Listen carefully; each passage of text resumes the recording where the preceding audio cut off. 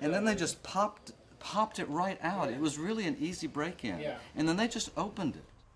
You greet them with a wave and a smile, but how well do you really know your neighbors? We uncovered an alarming trend. Many home burglaries are being committed by people living in the neighborhood.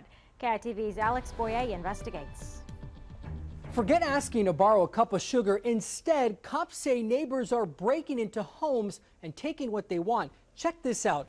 All of these East Austin homes were recently burglarized. Detectives believe the neighbors did it, and there's countless cases just like it. Ron Bowdoin has a sharp eye for detail. There we go. His dining room table is covered in old books and magazines. Pages in history he uses to create new pieces of art. And then I'll get like a cookbook and put him in the middle of a souffle or something. His unconventional workspace may look like a mess, but when Ron returned home one day back in early January, he took one step inside and knew something wasn't right. I noticed the back door was open. And I thought, well, that's odd because I usually lock the back door. That door was locked, but someone kicked it in. And then they just popped it right out. It was really an easy break-in. And then they just opened it. A camera is all the crooks took, but that one stolen item led Austin police to an unsettling discovery. But they were very close, and they basically hit the same two-block area over and over again. Detective Chris Wood is talking about neighbor-on-neighbor crime. In my brain, I wanted to think that it was somebody transient that had come through, that had committed the crime, and then was long gone.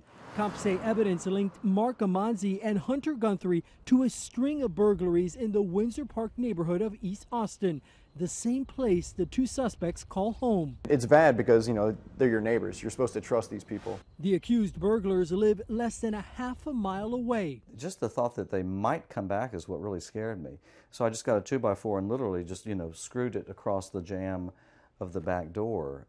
Neighbors robbing neighbors isn't limited to one area. I searched through stacks of arrest affidavits and discovered it's happening all across Central Texas.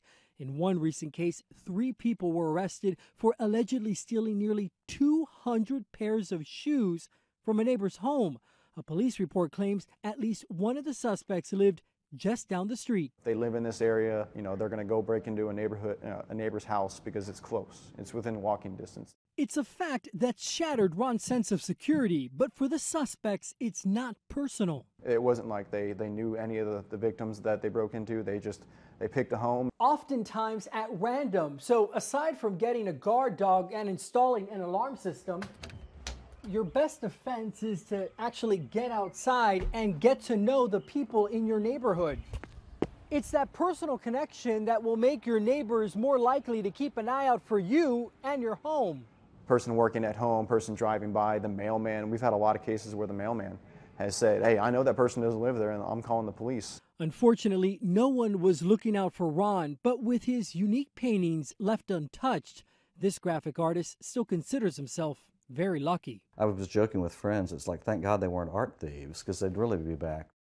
One of the best things you can do is invest in a video monitoring system. Now, they vary in price, but oftentimes it's that video that helps detectives catch the burglar, whether they be your neighbor or someone just passing through.